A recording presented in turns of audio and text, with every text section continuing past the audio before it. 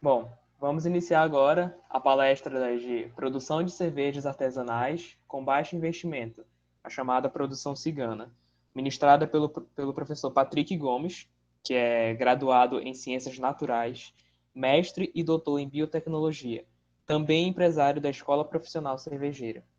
Professor Patrick Gomes, nós da Conectan agradecemos muito pela sua presença aqui, esperamos que pode prosseguir com a sua palestra. Tenha uma boa tarde. Boa tarde, pessoal. Só um momento que eu estou adicionando o vídeo aqui.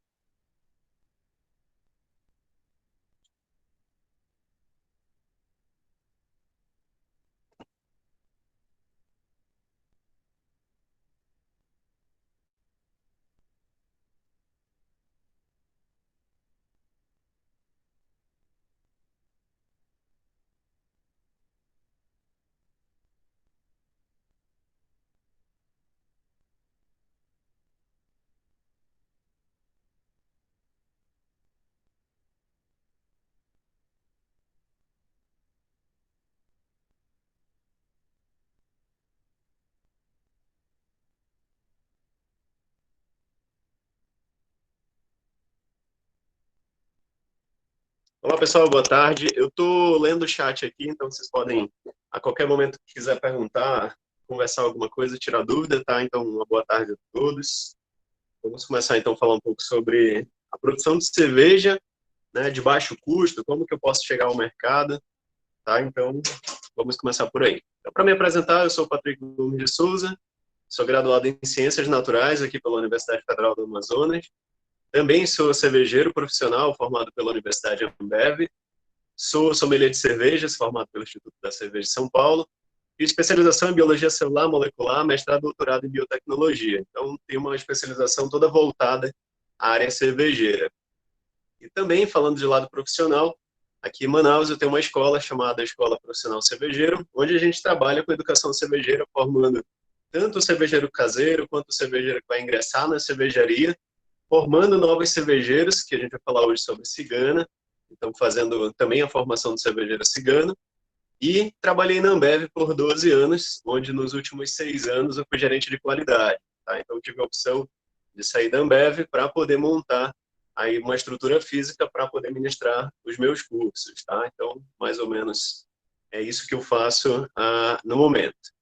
Falando sobre o mercado cervejeiro, esses são dados do Ministério da Agricultura, tá? São os últimos dados que foram disponibilizados no início desse ano, de 2020, e ele faz relação ao consumo, ao número de cervejarias no Brasil. Eu vou mostrar aqui para vocês, então, qual que é a densidade das cervejarias no Brasil, qual que é o consumo no mundo.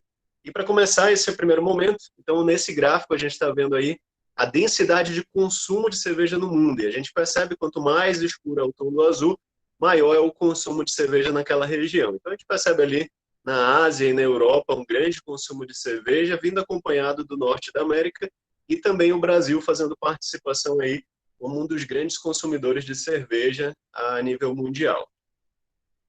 O Brasil ocupa a 29ª posição no consumo per capita. O que é o consumo per capita? É o consumo de litros por ano, tá? Então, o Brasil tem aí aproximadamente, ele ocupa a 29ª posição com mais ou menos 55 litros por pessoa por ano. Esse dado é de 2018. Ao final do ano de 2020 é consolidado o resultado do ano anterior, então 19 ainda não está consolidado, esse é o último dado do Ministério da Agricultura. E o Brasil atingiu a marca no ano de 2019, que é superior a 1.000 cervejarias registradas, tá, junto ao Ministério. Então, em 2010 eram 120 cervejarias, em 2017 já houve um grande boom, pulando para 679, e em 2019 ultrapassou 1.000 cervejarias. E é justamente sobre isso que a gente vai tratar aqui. Essas cervejarias não necessariamente são cervejarias físicas, tá? Então eu vou mostrar como que a gente vai conseguir aí entrar no mercado sem ter uma estrutura de cervejaria propriamente dita, tá? Então, 1.000 cervejarias registradas no país. Em 2019, o número de fechamento do ano foram 1.209 cervejarias registradas, tá? Qual é o órgão responsável tanto pelo registro da estrutura física da cervejaria, quanto da estrutura organizacional ou do registro de bebidas, é o Ministério da Agricultura. Então, todo o reporte com relação à operação, produção, registro de produto, tudo isso quem faz a avaliação, quem faz a liberação é o Ministério da Agricultura. Então, ele está distribuído, todos os estados têm o Ministério da Agricultura, e é a eles que nós reportamos toda a estrutura de cervejaria. Tá? Eu quero produzir cerveja em casa, quero vender a cerveja que eu estou produzindo na minha casa, é possível? Não, não é. Tá? O Ministério da Agricultura ele pode te autuar, pode ser multado em função da venda de um produto não registrado. Então, eu vou mostrar para vocês como que a gente vai fazer o registro, né, qual que é a estrutura mínima exigida pelo Ministério da Agricultura para que exista a estrutura de produção cervejeira e que possa chegar ao mercado a cerveja que a gente está produzindo. Tá? Hoje, as cervejarias estão distribuídas aí nas 26 unidades federativas, né? Então, um crescimento de 36% com relação ao ano de 2018, um crescimento muito significativo. Falando em números, foram 320 cervejarias registradas somente no ano de 2019, tá? Então, um número expressivo também. E o estado ali, esses dados são de março de 2020, que foi o último registro no anuário do Ministério da Agricultura. Tá? Então, 320 cervejarias só no ano de 2019. E como que essas cervejarias estão distribuídas pelo Brasil? O Sul e o Sudeste concentram a maior parte dessas cervejarias. Então, a maior parte delas vai estar nessa região. São 80% delas. Tá? Então, esse é um número também muito alto. Sendo São Paulo o estado com maior número de estabelecimentos, com 241, seguido pelo Rio Grande do Sul, com 236, e Minas Gerais, com 163. Então, esses são os principais estados aí que concentram a maior parte das cervejarias no Brasil. O Espírito Santo também teve um destaque. Eles subiram ali do ano de 2018 para 2019, o número dobrou o número de cervejarias. Eram 17 e pularam aí para 34 cervejarias registradas. Esse gráfico está mostrando para vocês exatamente esses números. Tá? Então, o que a gente vai extrair desse gráfico?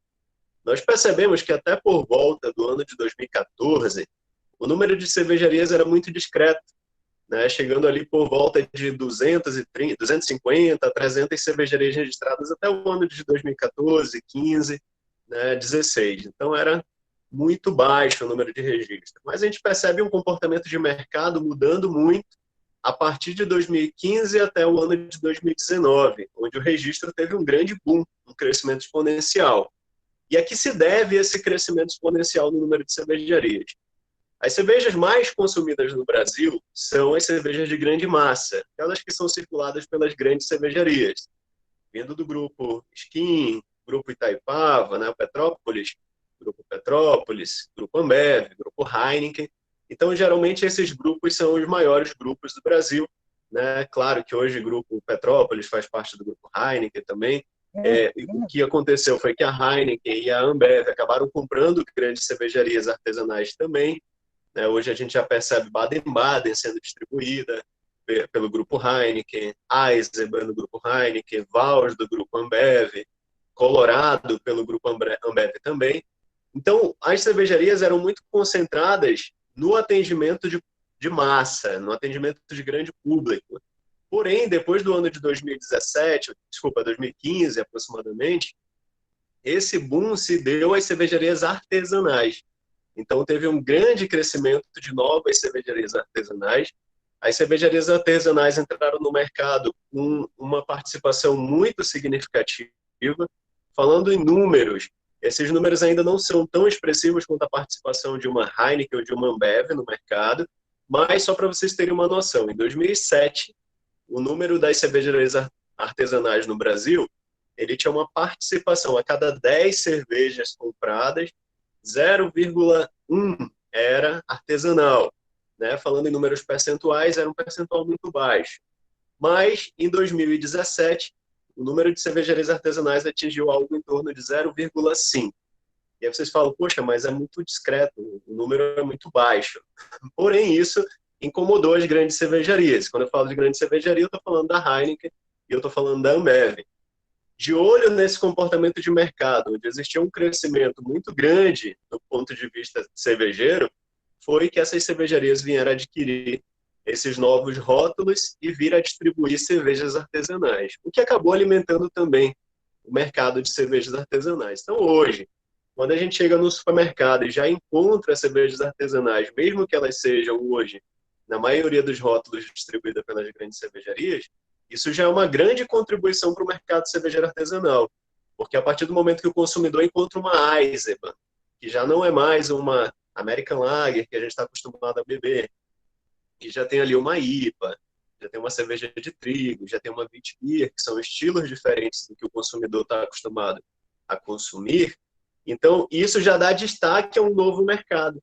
Então, isso acaba fomentando o mercado de cervejas artesanais. E é exatamente esse crescimento que a gente percebeu. A partir do momento que chega no mercado novas cervejas artesanais, isso impulsiona a abertura de novas cervejarias. Eu costumo dizer para meus alunos, é possível abrir uma cervejaria, fazer sucesso com uma cervejaria local, né? E ainda é possível vender o teu rótulo para uma grande cervejaria, né? Então acaba se tornando uma oportunidade de mercado, até mesmo o fato da venda da estrutura física da cervejaria para uma grande cervejaria. Tá? Isso também já é um movimento no mercado cervejeiro nacional, principalmente. Falando em número de cervejarias, a gente já falou esses números, mas só para registrar em termos gráficos, então percebe uma grande concentração ali de cervejarias São Paulo, Rio Grande do Sul e Minas Gerais, como eu falei anteriormente, seguido ali de Santa Catarina, Paraná, Rio de Janeiro e Espírito Santo, né, comandando o gráfico em número de cervejarias por estado. Eu falo do Amazonas, então aqui no Amazonas nós temos 5 cervejarias aí no gráfico de 2018. Sendo que só são 4 cervejarias de estrutura física, e em 2018 tinha o registro de uma cigana já. E concentração, então, a gente percebe aí nesse gráfico, em azul, o número de cervejarias por estado, então a gente percebe uma grande concentração das cervejarias, como a gente falou, sul, sudeste, vindo já alguma coisa no nordeste se destacando, mas no norte ainda muito baixo o número de registro de cervejarias. Aqui nessa tabela, nós vamos ver aí de 2017 a 2019 o crescimento. Tá? Então, a gente percebe São Paulo com crescimento de 39,5%, crescimento médio, ano após ano.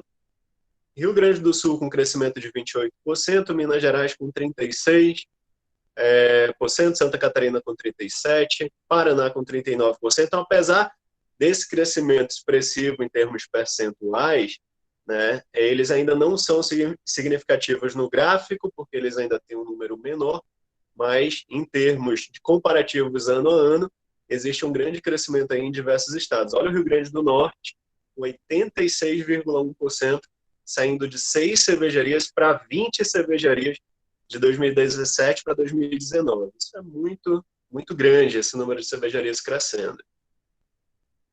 Outra coisa que eu costumo dizer muito também para a turma que trabalha com cerveja artesanal é que à medida que uma nova cervejaria chega ao mercado, ela atende um público novo. Porque às vezes é um amigo do cervejeiro, é alguém próximo à família que vai experimentar pela primeira vez aquela bebida diferente. E quando ela se vê num espaço onde ela consome essa cerveja diferente, esse novo rótulo, desculpa, que chegou ao mercado, ele também está num ambiente que ele já consome a cerveja artesanal produzida por outra cervejaria, muitas vezes local. E ele acaba ganhando um novo adepto. Então, para cada nova cervejaria que surge numa determinada cidade, é muito provável que novos adeptos, né, entrem no mundo cervejeiro e façam esse mercado se movimentar, façam as vendas aumentar e, de novo, impulsiona a criação de novas cervejarias e novos rótulos. Tá? Aqui nós temos um gráfico falando sobre as cidades, aquele era o estado, aqui são as cidades que tiveram crescimento de 2018 para 2019. Então, Porto Alegre de 35 para 39, aumentando 11%, São Paulo de 9 para 27, aumentando 200% o número de cervejarias. Então, são números muito expressivos. O que eu quero mostrar com todos esses gráficos é que esse mercado vem se movimentando muito forte e o crescimento se dá em diversos estados. É claro que hoje esse aumento ainda está muito concentrado no sul, sudeste, já vindo alguma coisa ali de traços do nordeste, né? Então a gente percebe que o Brasil inteiro tem esse comportamento muito semelhante. Em número de rótulos, o Rio Grande do Sul é o que mais tem registro de rótulos, com mais de 5.800 rótulos registrados. Isso significa 5.800 cervejas sendo vendidas em diferentes supermercados. 5.400 em São Paulo, seguido de Minas Gerais com 3.600. E aí os demais estados com menores números de registro, porém com registros também já bem elevados. Para cada vez que a cervejaria vai lançar um produto novo, um rótulo novo, é necessário ter um registro. Esse registro, até o ano passado, ele durava algo em torno de 4 meses para ser liberado. Era um registro muito demorado. Isso fazia com que muitas cervejarias acabavam entrando em período de esquecimento, ou às vezes esses rótulos demoravam muito a ser lançados porque o Ministério da Agricultura atrasava muito a liberação do número de registro da bebida. O ano passado foi baixado um novo sistema de registro pelo próprio Ministério, onde o número do registro agora é automático. Então, a partir do momento que eu entrei no sistema, fiz o cadastro da minha receita, o número sai imediatamente no mesmo dia. E isso é de extrema importância, porque significa que os rótulos podem ser lançados com maior velocidade.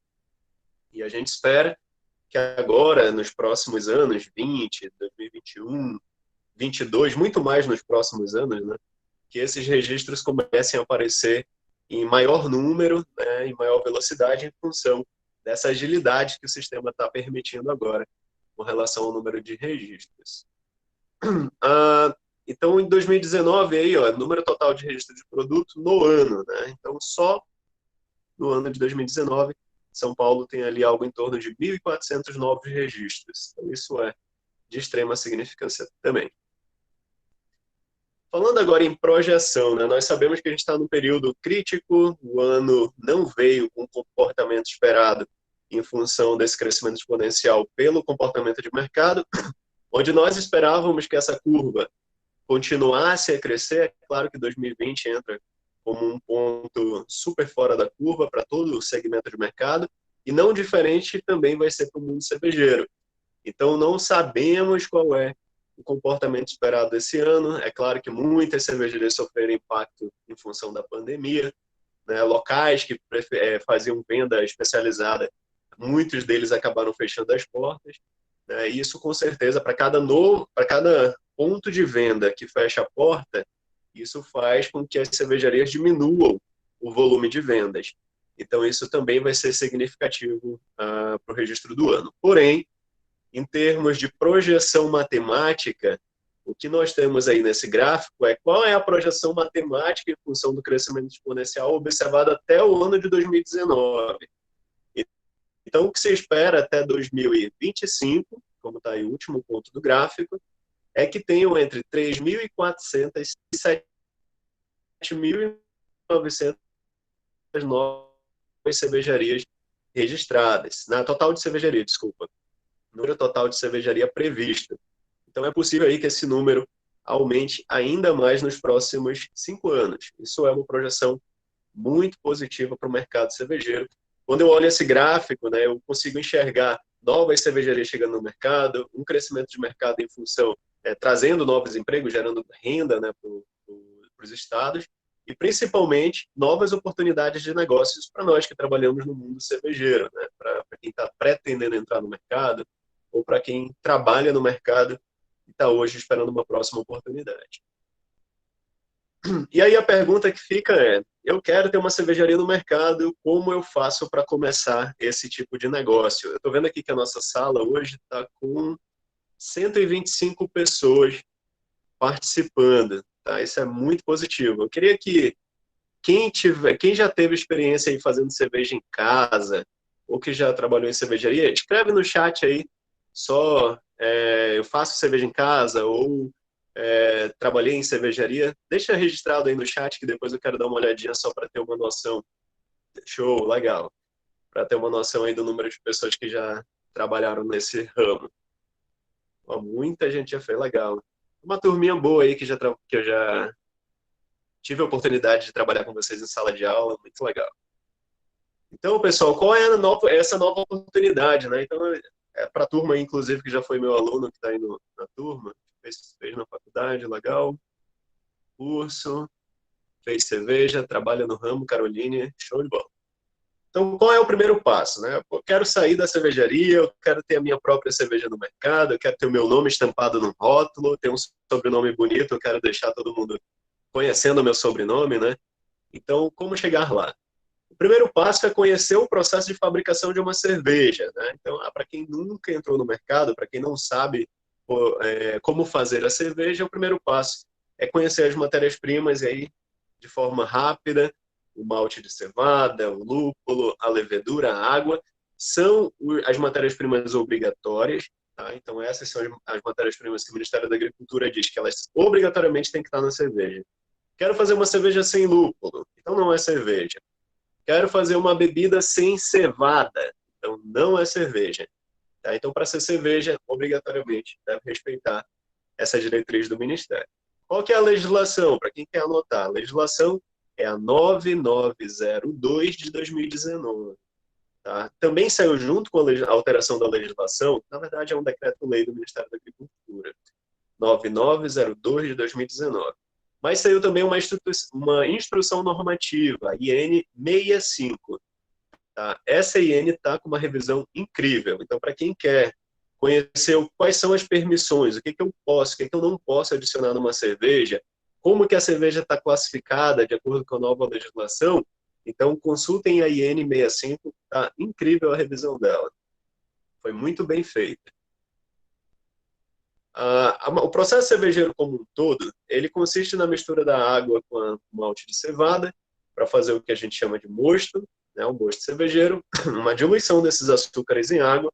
Depois o mosto vai ser levado à fervura, onde ele é adicionado de lúpulo.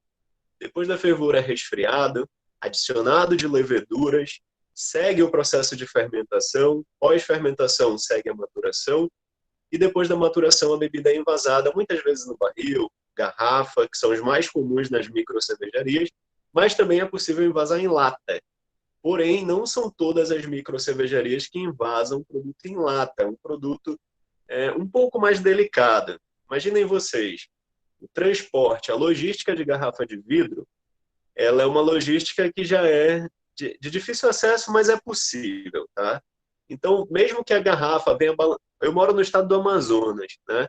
Então, para a garrafa chegar no Amazonas, ela passa por muitas rodovias e, às vezes, até pelo rio, né, por transporte fluvial, para chegar até a nossa cidade de Manaus. E isso envolve um transporte que ele tem que proteger a embalagem. Então, fazer o transporte de garrafa de vidro, ela tem por si só a segurança da rigidez do vidro. Mas a lata não tem essa segurança, a lata é muito delicada. Então, ela acaba tendo dificuldade no transporte porque muitas latas acabam amassando. Tá? Deixa eu responder uma pergunta aqui. Qual a dica que o senhor daria para quem quer investir em cervejaria artesanal em cidade pequena, no interior? É viável? Sim, é muito viável. E hoje a gente vai falar exatamente sobre isso, a Yuri. A Yuri, a ideia para quem quer trabalhar com cervejas artesanais é começar com um negócio que é o tema da nossa palestra, que é o negócio cigano. Tá? E para começar com esse negócio é importante seguir os passos que a gente vai falar aqui nesse momento. Tá? Então, o primeiro passo de todos é saber fazer cerveja. O ideal é que vocês façam cursos especializados em cerveja, curso pequeno, curso curto, para poder fazer cerveja em casa. Aqui tem foto aí sequencial do processo sendo realizado em um dos nossos cursos, que é o curso de produção artesanal caseira. Tá? Então, eu sugiro a vocês, quem não mora no estado do Amazonas, né, procurem cursos de produção caseira. Às vezes tem curso na internet, às vezes tem curso na cidade. Legal é o curso ser presencial, porque muitas vezes a gente encontra um vídeo na internet e nem tudo é dito, ou às vezes tu tá com uma dúvida e o vídeo não vai te responder aquela dúvida.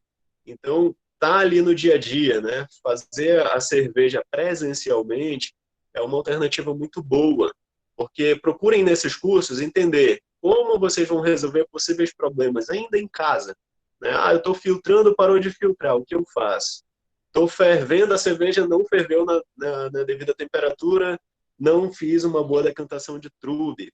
Essa aqui é a fotinha do trube, aí, a primeira foto. Né? Então, o que eu devo fazer para o trube sedimentar melhor? Estou resfriando, a temperatura não chegou no ideal, qual é o problema que eu vou ter?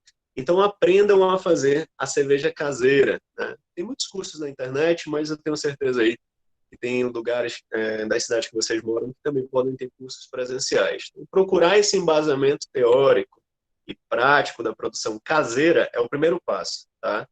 Por que que eu estou dizendo para vocês que é importante fazer a cerveja em casa?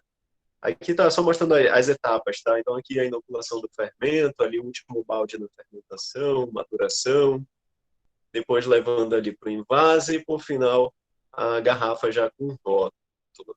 Tá? E aqui a gente tem a foto aí de alguma das nossas turmas passadas, mostrando cervejas produzidas nos cursos. Tá? Mas qual é a importância desses primeiros cursos? É vocês aprenderem a reproduzir isso em casa. Fez um curso, entendeu o básico do processo de produção? Jamile, está sendo gravada a palestra, eu acredito que vai ser disponibilizada assim, tá?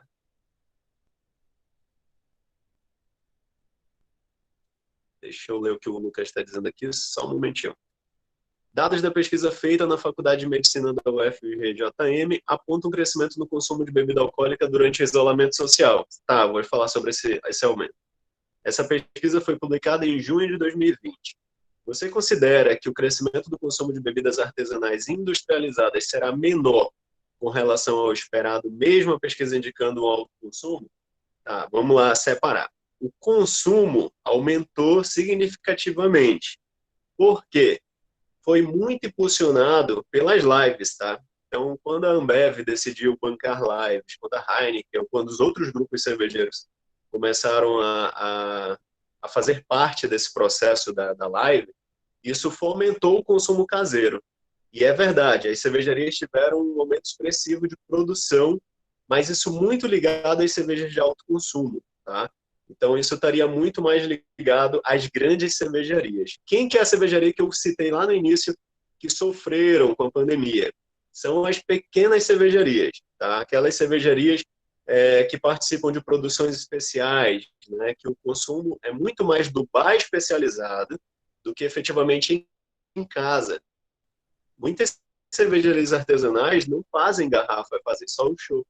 E aí, para quem vende chopp, por exemplo, não conseguiu mandar produto para casa do consumidor, né? Em muitos casos, tá? Em muitos casos, não estou dizendo em todos. Então, esse foi o impacto das cervejarias de pequeno porte.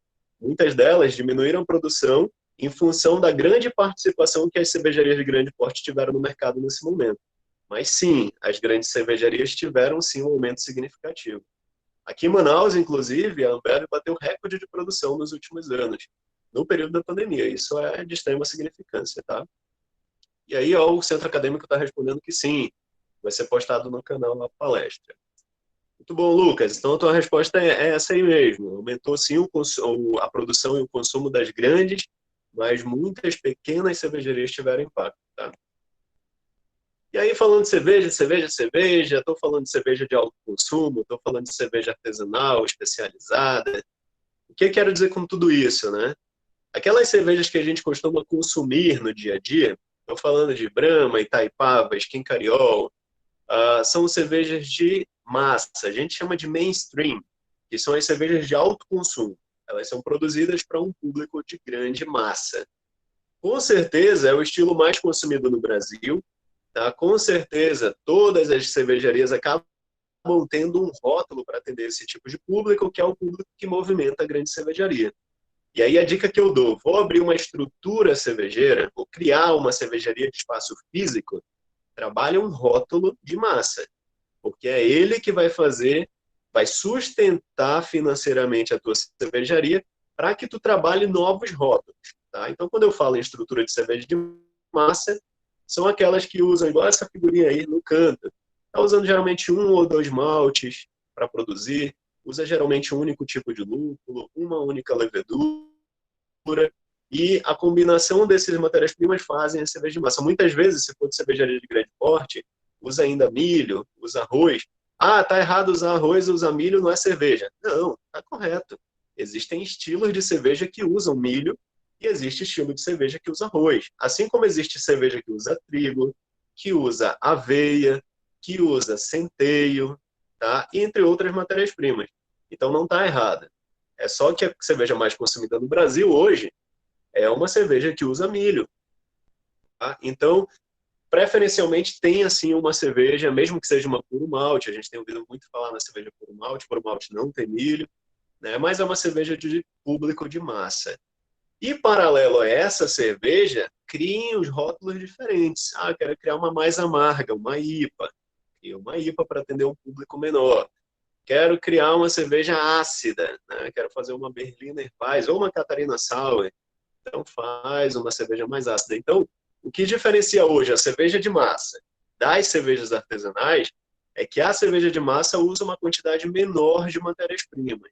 E a cerveja artesanal geralmente usa processos diferenciados, né? Usa uma grande quantidade de matéria-prima, muitas matérias-primas chamadas até de matéria-prima nobre, que é uma matéria-prima de valor aquisitivo mais alto. Tá? Isso faz com que o preço da cerveja também se torne mais elevado, né? Mas isso tudo em função de novos rótulos, né? De uma nova possibilidade para o consumidor. Tá? Então, sempre falo isso, sempre tem a cerveja de massa como uma ideia de atendimento de público, mas ter as especiais para mostrar ali uma diversidade de estilos para o consumidor. E aí, depois que vocês fizerem um curso, né? Ah, eu já estou fazendo, ou eu já fiz um curso, Patrick, o que eu devo fazer agora? Compra tuas panelas, faz a tua cerveja em casa. Ah, estou com dúvida, assiste um vídeo na internet, entra em contato com uma escola cervejeira. Para os meus alunos, tem contato aberto aí comigo a hora que quiser. Muitos alunos ligam, às vezes estão com uma dúvida em casa. Eu gosto muito de orientar com relação a esses processos, tá? Mas se sintam à vontade. Quem não me conhece, quiser mandar um e-mail, uma mensagem, se sintam à vontade também. Eu sou super aberto para a gente conversar sobre ideia de cerveja, tá? Então, comecem a produzir em casa. Comecei a produzir em casa, poxa, gostei da minha receita. Eu acho que eu estou fazendo uma cerveja boa. Dá para os amigos experimentar. Esse é o segundo passo. Os amigos de vocês têm que experimentar a cerveja de vocês. Tá? E não esperem que os amigos fiquem toda hora dizendo que a cerveja está perfeita, tá? Porque o ideal é que sejam apontadas os erros, apontados os erros da cerveja. Ah, tua cerveja está um pouco doce. Ou de repente, tua cerveja saiu com um cheiro de manteiga, que é considerado em alguns estilos, um defeito sensorial. Ah, tua cerveja está com cheiro de ovo podre, está estragado? Não, pode ser um comportamento de levedura que está levando a esse tipo de off-flavor também. Muitas vezes é um defeito sensorial. Tá? Às vezes até some da cerveja na maturação. Mas o que eu queria dizer para vocês é comecem a reproduzir cervejas em casa. Deu certo a receita? Faz e distribui para os amigos. Ah, os amigos gostaram, pediram de novo. Faz uma nova leva. E aí tu viu, opa, já tem uma demanda. As pessoas gostaram, minha receita já está desenhada e eu acho que eu vou atender um certo público. Pronto. Esse é o momento ideal de partir para uma produção industrial. Como conselho, não tentem produzir cervejas industrializadas. Industrializar a cerveja, né, aumentar a produção, criar uma cervejaria oficialmente, sem antes testar receitas em casa, tá? Porque pode ser que vocês criem toda uma estrutura, quem tem dinheiro criou uma estrutura bonita, né, para atender o mercado, às vezes vai chegar numa receita que não satisfez o público, e aí o que vai acontecer? O público vai imaginar que todas as cervejas que vão sair de lá vão sair de baixa qualidade. Então, tua cervejaria já pode ser taxada como uma cervejaria de má qualidade. Então, para não ter esse tipo de problema, para chegar no mercado com um bom posicionamento, testem as receitas em casa antes, tá? Esse é um passo muito, muito importante. Feito isso, refaz a bebida e faz de novo e corrige os erros até que se chegue a uma receita que é a receita da cerveja, aquela que deu certo, aquela que já saíram todos os defeitos que já foram apontados pelos amigos ou até mesmo por vocês, né? E enfim, chegou numa receita ideal. Pronto, é essa receita que deve ser testada na indústria, tá? De novo, não testem na indústria receitas pela primeira vez sem ter chegado ao público antes, tá? Para evitar que a cerveja tenha um insucesso, né? Que não chegue ao sucesso esperado e isso acarrete negativamente uma visão não esperada para a cervejaria de vocês, tá? Esse é o primeiro passo. Aqui em Manaus, como é que isso tem se comportado, tá? Aqui em Manaus tem 3 cervejarias artesanais ciganas, que é o que a gente está falando hoje, aquela cervejaria de baixo custo. aquela cervejaria que eu vou fazer pela primeira vez, vou alugar a estrutura de uma cervejaria para produzir minha cerveja lá dentro, né? Mas ainda não tenho dinheiro para montar uma cervejaria, a gente fala sobre isso mais daqui a pouquinho. Então, são 3 ciganas. E a turma que fez ciganas, alguns deles foram meus alunos. Então, a turma produzia cerveja em casa, refez, chamou os amigos para experimentar. Eu experimentei quase todas elas antes delas irem para a indústria, até que efetivamente chegaram na receita esperada. E aí começaram a produzir. Então, hoje, as cervejarias daqui, ciganas, acabam tendo uma boa participação, porque eles tiveram preocupação de testar antes de chegar no mercado. Isso vai fazer com que a cervejaria sobreviva, né? Isso é um passo bem importante. Falei de cigana o tempo todo. E o que é a cervejaria cigana, né? Então, a cervejaria, quando a gente pretende ter um negócio cervejeiro, ou ele é a micro cervejaria, aquela estrutura física linda, ou muitas vezes pequena, mas organizada, né?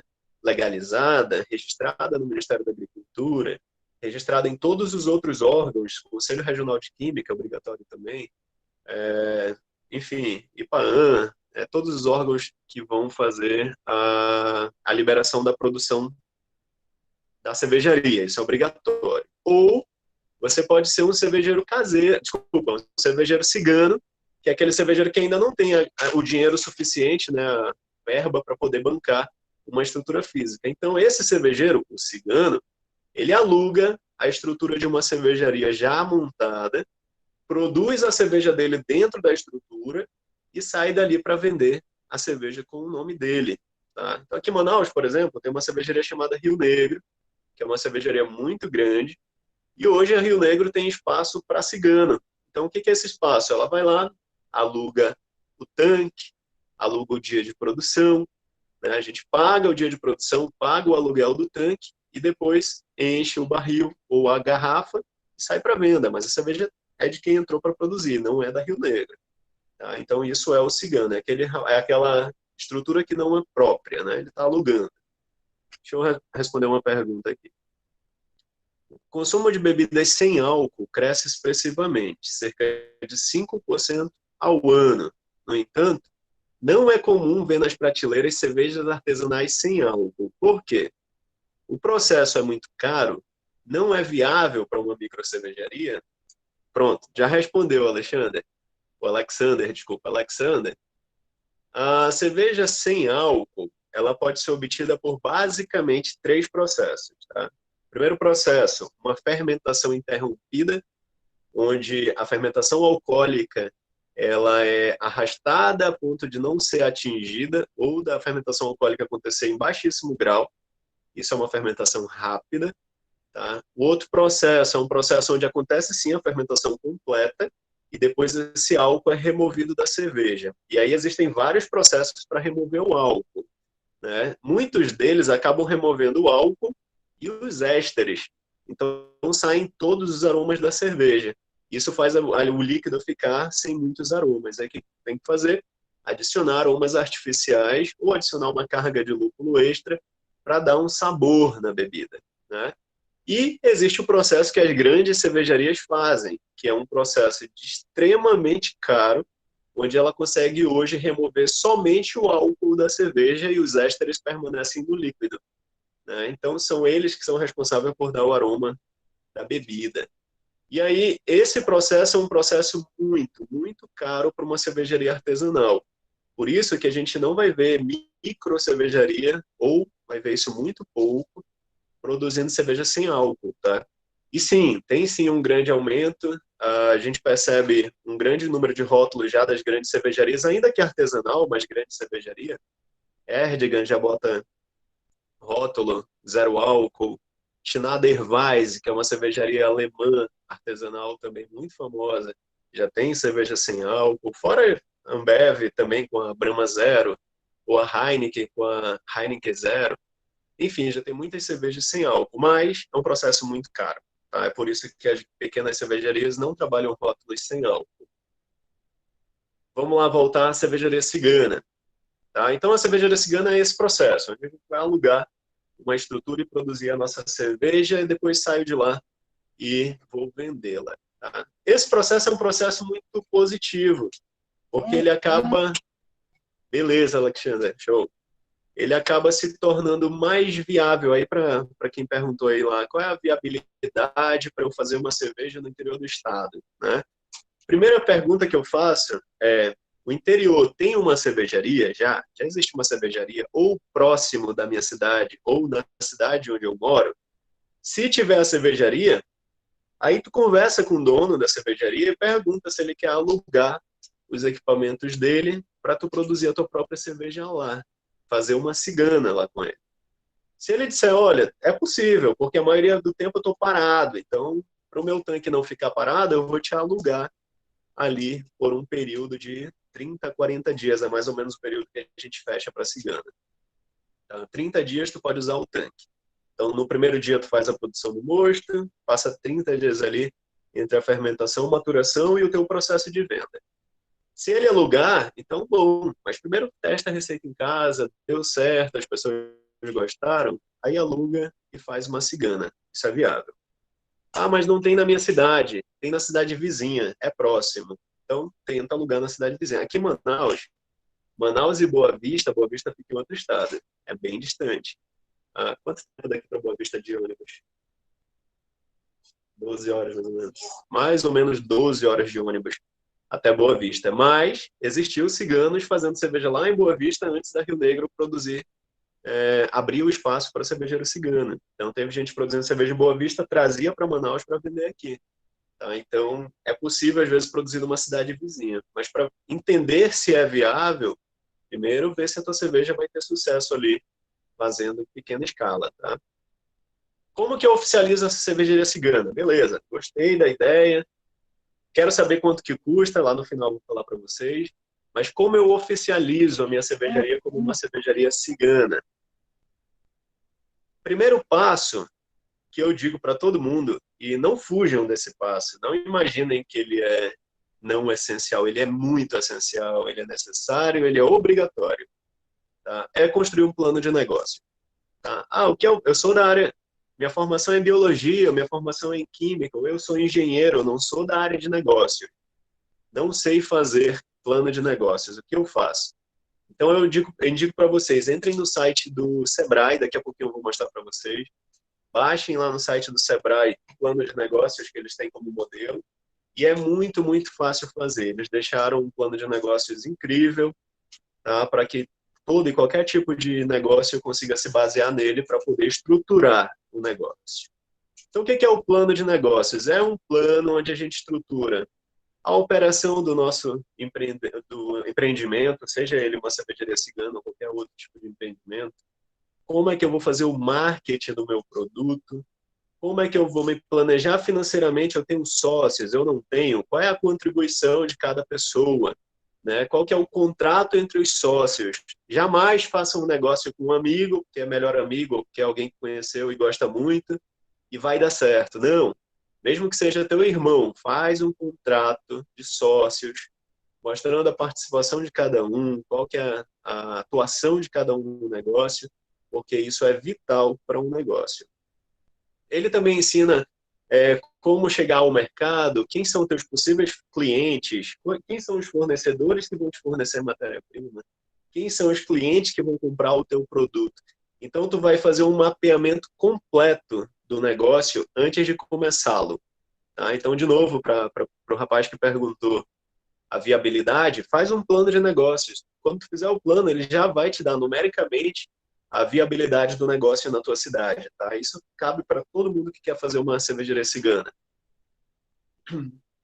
Plano de negócios, vocês vão escrever nele, por exemplo, coisas como essas que eu vou mostrar agora.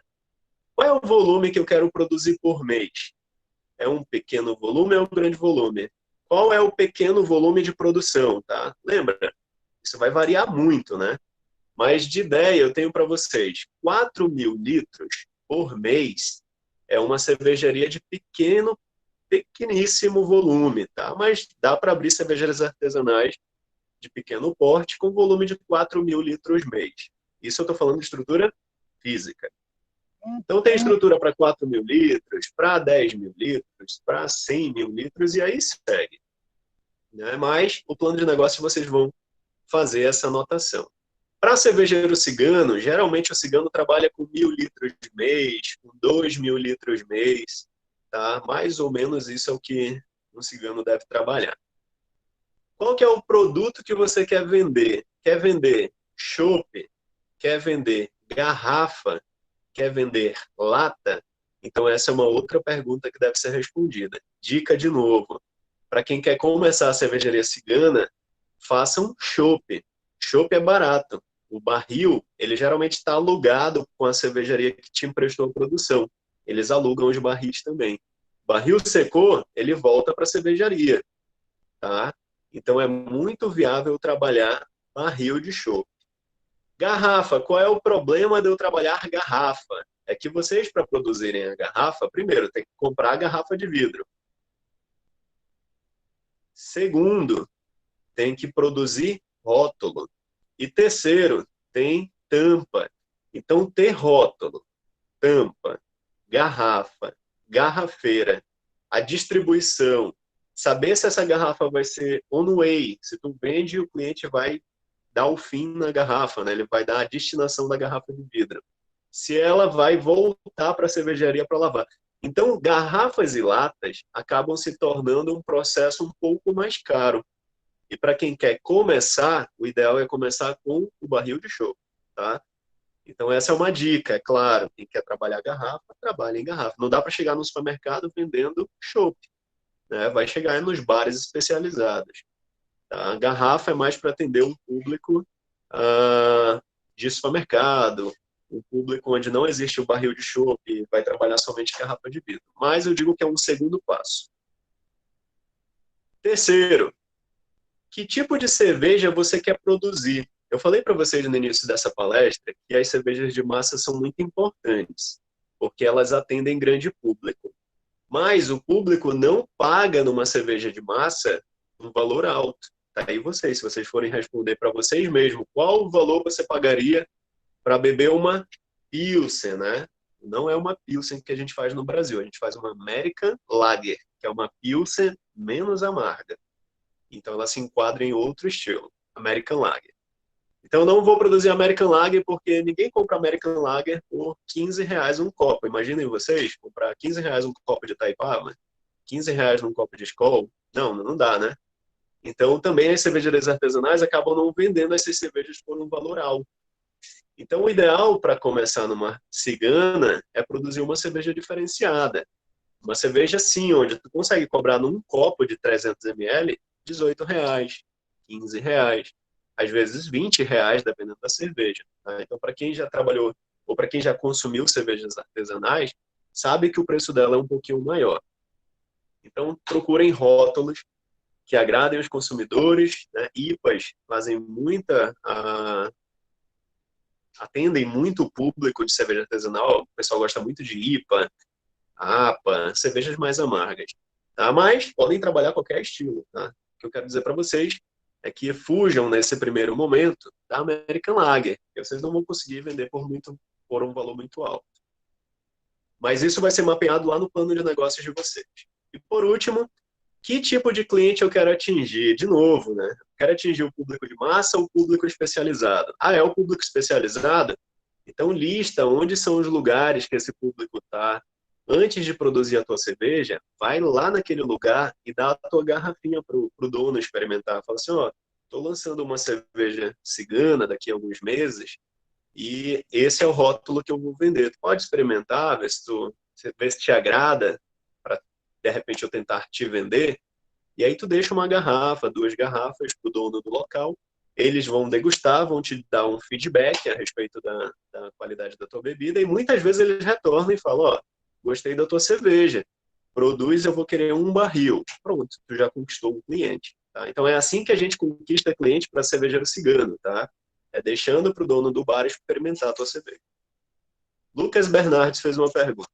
Antes de tentar atingir o mercado com bebida artesanal, o senhor sugere que seja feita uma análise em festival como o Piribir, realizado em Goiás?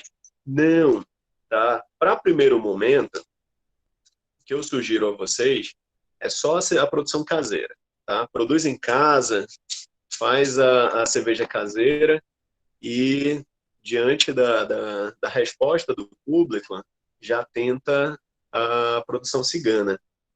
Depois que tu estabeleceu a tua cigana, tu começou a vender, aí sim, eu vou até ter um slide que está com essa dica. Submete a todo o concurso que vocês virem. Tá? Ah, tem um concurso lá no Sul, manda a cerveja para o Sul. Tem umas concurso abrindo no Nordeste, manda a tua cerveja para o Nordeste. Tá? Ganha qualquer concurso, para já colocar o título da cerveja como ganhadora de concursos. Tá? Então, isso é essencial para um novo negócio. Para início, não é necessário. Mas depois que ela começar a ser produzida, envia para todos os concursos que abrirem, tá?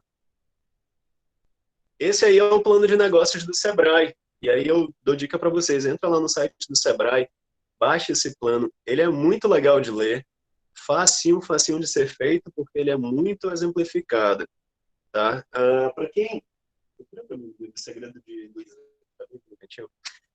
Por favor. Para quem quer abrir um negócio, eu quero entender mais sobre o plano de negócios, quero entender como eu vou montar isso melhor, tem um livro que eu gosto muito, que é do Dado Dolabella, acho que é esse o nome.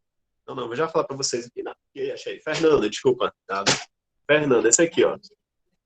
Então, quem tem curiosidade, compra esse livro, tá? Ou baixa na internet, tem na internet para baixar o PDF. Segredo de Luísa, Fernando Dolabella. Segredo de Luísa. Esse livro, ele ensina também como montar o plano de negócios. É muito legal. Baixa na internet o PDF, que tem facinho também. Então, são duas dicas que eu dou para montar o plano de negócios. Uma, baixa o plano de negócios do Sebrae. 2, baixa lá o livro Segredo de Luísa, porque ele também tem isso muito bem exemplificado. Tá? Passado esse ponto, beleza, agora vamos formalizar a empresa, né? Quero criar a minha cigana. Então, vocês vão ter que abrir uma empresa, tá? Para abrir a empresa, primeiro, cria um rótulo, né? Cria uma marca, cria o teu nome no mercado. Então, para isso, ou procura uma agência de publicidade, ou procura um profissional de publicidade, ou se vocês já trabalham um desenho, alguma coisa no sentido do design, né? Cria um manual da marca. Eu quero que a minha cerveja chame, sei lá, profissional cervejeiro. Esse não dá porque já está registrado. Mas, enfim, criou a marca de vocês, segundo passo, registra no INPE. Tá? Vai lá no site do INPE e procura lá o E-Marcas. E lá no E-Marcas, registra o teu produto.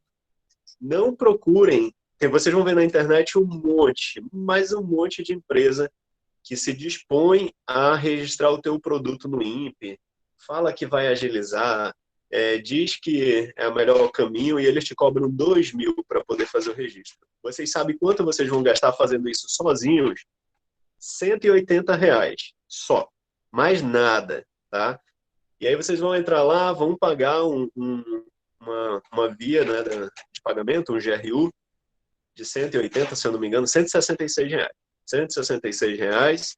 Registrou? Pronto. Deixa lá correndo. Demora um pouquinho para registrar, tá? Mas em 3 meses já sai a autorização do uso da marca e aí ele passa mais alguns meses para poder te liberar o registro final. E aí, de posse dos 3 primeiros meses, o produto já é teu, já está com o teu nome, e aí tu já pode utilizar. Por que a gente tem que registrar o produto? Vamos supor que vocês estão vendendo uma cerveja e ela está fazendo sucesso. Se qualquer pessoa resolver registrar porque viu que não tem registro no INPE, a marca é da outra pessoa. Mas eu tenho registro. Mas o meu CNPJ foi aberto no nome. Não importa. O que importa é o registro do INPE. Tá? Então, registrem sempre no INPE. A primeira vez que eu registrei produto no INPE, eu tive uma surpresa. Eu paguei lá o valor no ano, acho que foi na época R$ 150, não lembro. Paguei o registro e quando eu recebi o e-mail do INPE oficial dizendo que o produto, os 3 primeiros meses, que já estava sendo avaliado para contestação, eu recebi uma mensagem imediata de uma empresa dizendo que eu tinha que pagar uma taxa de R$ 312 urgente para poder seguir com o processo. Mas, na verdade, era uma taxa de uma empresa. Então, fiquem muito atentos que toda vez que a gente registra produto no INPE, essas empresas vêm, eu não sei como, e te botam várias taxas para pagar que não existem, tá? Então, só existe uma taxa a ser paga no INPE. Patrick, o que você apontaria para o estado do Amazonas se tornar um grande produtor de cerveja especializada, já visto que moramos em uma região rica em se tratando de biodiversidade. Demétrios, o primeiro passo é aumentar o número de ciganas, e é isso que eu venho fomentando muito. Nós já conseguimos 3 ciganas no mercado. Eu já tenho 2 alunos preparados para criar novas 2 ciganas, que vão começar a rodar, acho que agora no final do ano. Já orientei as receitas, já participei do processo de degustação, já estão com receitas prontas, e agora vão implementar. Já tem, uma delas já está até acertada com a Rio Negro também. Então, o primeiro passo é chegar às novas ciganas. Por quê? Olha o que acontece com as cervejarias ciganas. Começou a vender, começou a fazer sucesso, vai começar a entrar um lucro. E com base nesse lucro, muitas cervejarias começam a se tornar uma estrutura física, né, para deixar de pagar aluguel e ter a própria estrutura. E isso aumenta ainda mais o lucro. É claro, também aumenta os gastos. Mas o que eu digo, o primeiro passo é aumentar o número de ciganas. Aumentar o número de pessoas que não conhecem cerveja artesanal para que elas comecem a consumir. E aumentar o número de bar que trabalha com cerveja artesanal. Hoje, Manaus trabalha com poucos bares artesanais. Nós temos a Casa 5 Pub, o Beers and Beers, nós temos o Manaus Brew Shop, né?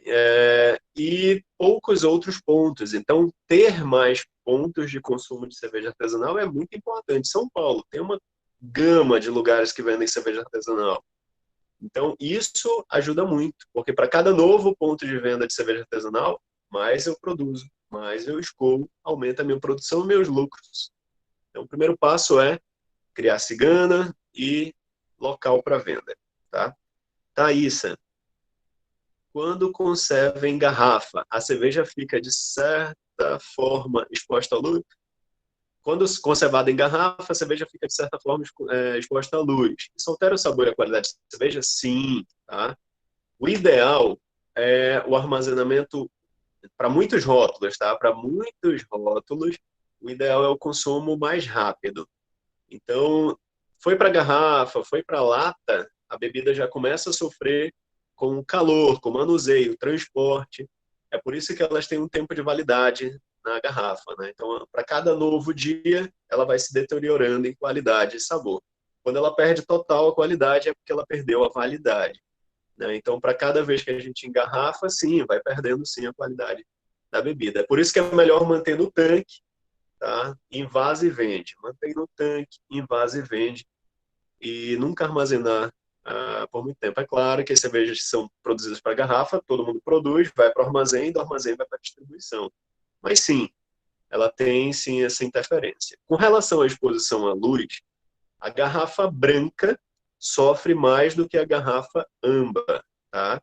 A garrafa verde também sofre mais do que a âmbar. A âmbar é aquela marrom escura. Aquela garrafa já é preparada para diminuir a incidência da luz sobre o líquido. Tá? A garrafa transparente e a garrafa verde, elas permitem maior incidência de luz no líquido. E isso pode gerar até mesmo alguns off-flavors. Então, toda vez que vocês compram garrafa branca, transparente, caso da Corona, alguns casos da Skol, Império, no caso das garrafas verdes, Stella Artois, Heineken, elas usam lúpulos especiais para que eles não deteriorem com a incidência de luz, tá? Porque ela pode dar um off-flavor chamado light struck, que é um cheiro de gambá na cerveja. Então, por isso que as grandes cervejarias artesanais, a maioria trabalha com a garrafa âmbar, para evitar a incidência direta de luz no líquido. Professor, um município com 14 mil habitantes, você acha que daria certo uma cerveja artesanal? Porque lá praticamente 90% das pessoas não conhecem esse tipo de cerveja. O que eu dou de conselho para esses casos: espera uma festa da cidade, tá? Geralmente o município tem uma festa local, né? Produz uma cerveja, mesmo que em casa, e nessa festa da cidade distribui para o público. Não é tanta gente, né? Faz lá 40 litros em casa, deixa as garrafinhas todas prontas, rotula a garrafinha, escreve no rótulo proibida venda, garrafa experimental, e distribui. E no momento dessa distribuição, vai perguntando, bota os amigos para questionar: e aí, gostou da cerveja? O que achou? Compraria?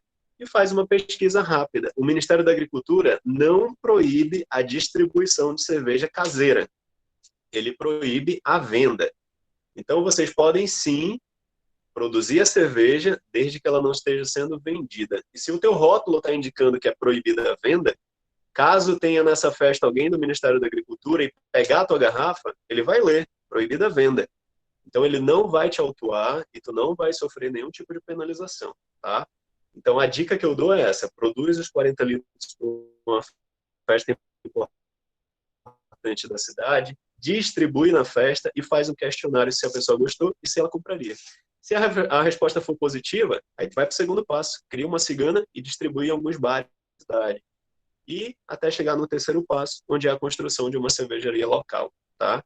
Mas eu não te aconselharia a montar direto uma cervejaria, porque às vezes pode ser que as pessoas não tenham tanta afinidade e tu demore um pouco mais para ganhar a... não vou chamar de confiança, mas para ganhar ali um espaço na mesa desse consumidor. Às vezes a cervejaria se instala, mas ela demora a ser aceita, tá? Então, a dica que eu dou é essa: produz e aproveita uma festa da cidade para distribuir. Respondi, Bia?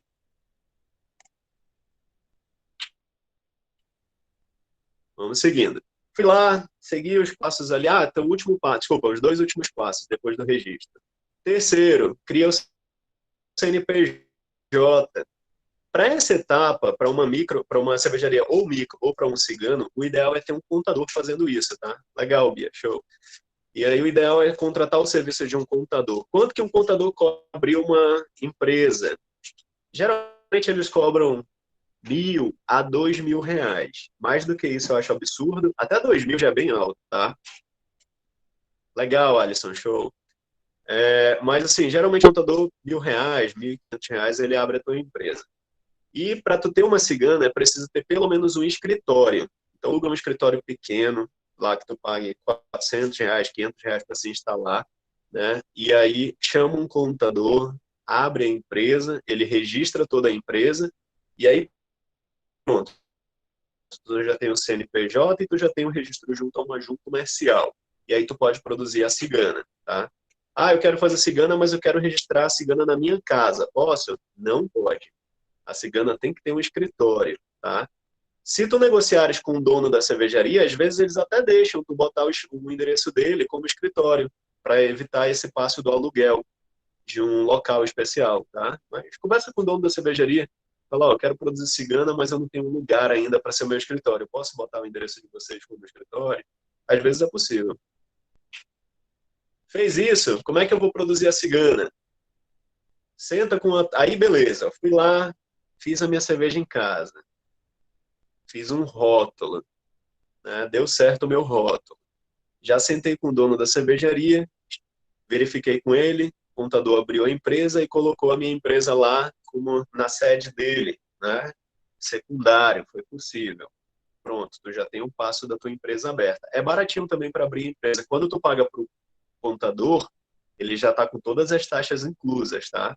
Então, geralmente, eles não vão cobrar taxa extra. Ou então já pergunta, tá? Ah, eu quero ter o serviço para abrir minha empresa, mas já inclui todas as taxas. Eu não quero pagar nada extra.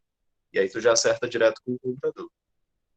Fez o passo do contador, qual é o próximo passo? O próximo passo é sentar com o dono da cervejaria e perguntar: qual é o dia que o tanque vai estar disponível? Aí ele vai te dizer: olha, Patrick, o tanque está disponível em novembro, né, dia 10 de novembro. Opa, eu tô, sei lá, vamos supor que eu tivesse no dia 1º de outubro. Então, no dia 1º de outubro, o tanque vai estar pronto daqui 40, 45 dias. Pronto, é o momento agora de estruturar o marketing, né, de propagar minha cerveja. Eu já estou com algumas garrafas em casa, distribui para os bares para poder ver que bar vai comprar a tua cerveja, né, faz a tua pré-venda. O que é a pré-venda? É exatamente isso, é mostrar a tua cerveja para o ponto de venda e verificar se ele vai querer um barril da tua cerveja. Tu tem que conquistar esse sim, né? Opa, deu certo. O pessoal começou a dizer que é o barril, mas eu já disse que eu só vou ter em dezembro, só vou ter 30 dias depois do momento da produção. Mas já fez ali uma pré-venda, né? Depois disso, compra as matérias-primas. Para algumas cidades, para quem mora no sul, sudeste, é rápido o momento da compra da matéria-prima. Para a gente que mora aqui no norte, demora mais ou menos 30 a 45 dias para a matéria-prima chegar. Então, esse é o passo aí importante, né? Planejamento da compra da matéria-prima.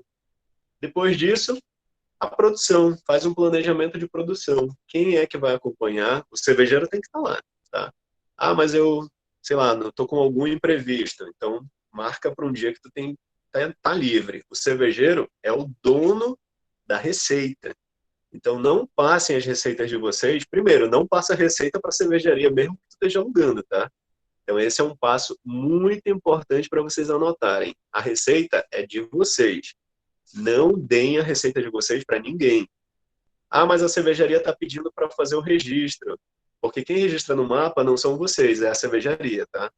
Então, no dia que a cervejaria for fazer o registro, senta com um cara que vai registrar e acompanha o registro, porque no registro não tem dizendo qual é o malte, no registro não tem dizendo qual é o lúpulo, não, a gente não informa para o Ministério da Agricultura qual é a levedura. O que é obrigatório informar para o Ministério da Agricultura é a quantidade. Qual é a quantidade de lúpulo? A quantidade tem que passar. Qual é a quantidade de malte? Aí tu vai passar. Mas não precisa dizer qual é o malte, tá?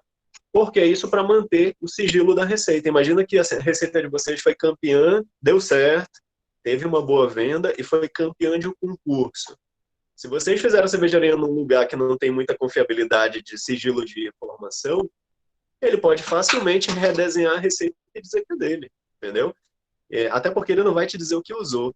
Ele acaba usando a tua matéria-prima sem tu saber. Então, tenham muito cuidado. Eu estou falando isso porque eu tenho um amigo que fez cerveja no sul do Brasil e uma cervejaria campeã de vários, eu não posso citar o nome, mas ele ganhou vários campeonatos muito importantes.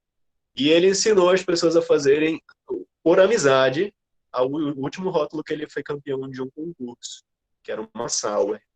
E eles não faziam sour e meu amigo ensinou. E o que aconteceu? A cervejaria fechou o espaço, dizendo que não tinha mais espaço para cigana naqueles meses, e eles acabaram reproduzindo o rótulo com o nome deles. E meu amigo não pôde fazer nada, não estava com registro, não tinha registro da receita, a cervejaria podia fazer o que quisesse. Então, não deixem as receitas de vocês com outras pessoas, tá? A receita é de vocês. Vamos seguir. Faça um contrato com a cervejaria. Eu fui lá, fiz a minha pré-venda, né? Já fiz o meu marketing, já verifiquei a possibilidade com a cervejaria, com a data. Agora é a hora de sentar com a cervejaria e escrever um contrato. É um contrato simples, baixa um modelo de contrato na internet simples, chama um advogado, se for o caso. Advogados geralmente cobram de 100 a 200 reais para poder redigir contratos, tá? Então, chama um advogado, um amigo, para redigir um contrato, onde vocês devem ter ali todas as anotações com relação ao dia da produção, o que a cervejaria vai te ceder no momento da produção, por que isso é importante? Se vocês forem produzir garrafa ou lata, tem que estar no contrato que vocês vão usar toda a estrutura para produzir garrafa e lata. Se o contrato de vocês estiver para chopp, então vai ter todo um contrato o uso de material para fazer chopp, inclusive o aluguel de barris, tá? Bota lá, o aluguel de barril está incluso no valor cobrado como aluguel, para evitar que o dono da cervejaria chegue lá no final e diga assim, mas tu não negociou os barris comigo, então agora eu vou te cobrar pelo barril. Não, já faz a negociação no mesmo dia. Tá? Olha, eu vou usar os teus barris para vender. Então, qual é o valor? Já soma o valor do barril. Tá? Então, isso é importante. Porque já aconteceu também, eu já acompanhei uma cervejaria cigana que estava produzindo cerveja, fez rótulo, fez tampa e esqueceu de botar no contrato que deveria ter a produção de garrafa. E a cervejaria também não sabia, então não fez por maldade. Ela cobrou o preço do chopp, não da garrafa. E aí, no momento do invase, no dia de invasar, aí a cervejaria cigana falou, vamos agora começar o invase das garrafas. Aí o cervejeiro disse, não, nosso contrato foi para chopp. E aí entrou numa divergência. A cervejaria teve que pagar uma taxa extra e não se sentiram confortáveis, apesar de eles não estarem certos naquele momento, né? Acharam que, de alguma forma, foram lesados. E não foi. A cervejaria fez o contrato correto. Tá? Então, leiam muito bem o contrato do que é de responsabilidade do cervejeiro ou da cervejaria. Outra coisa importante, matéria-prima. Se vocês forem comprar as matérias-primas com a própria cervejaria, beleza. Acerta o valor da matéria-prima e compra a cervejaria. Lembra, eu posso até dizer para a cervejaria que eu vou usar malte Munique, que eu vou usar lúpulo Hallertau Magnum, mas não precisa dizer a quantidade. Então, compra lá 300 gramas de lúpulo, mas tu vai usar 200, tá?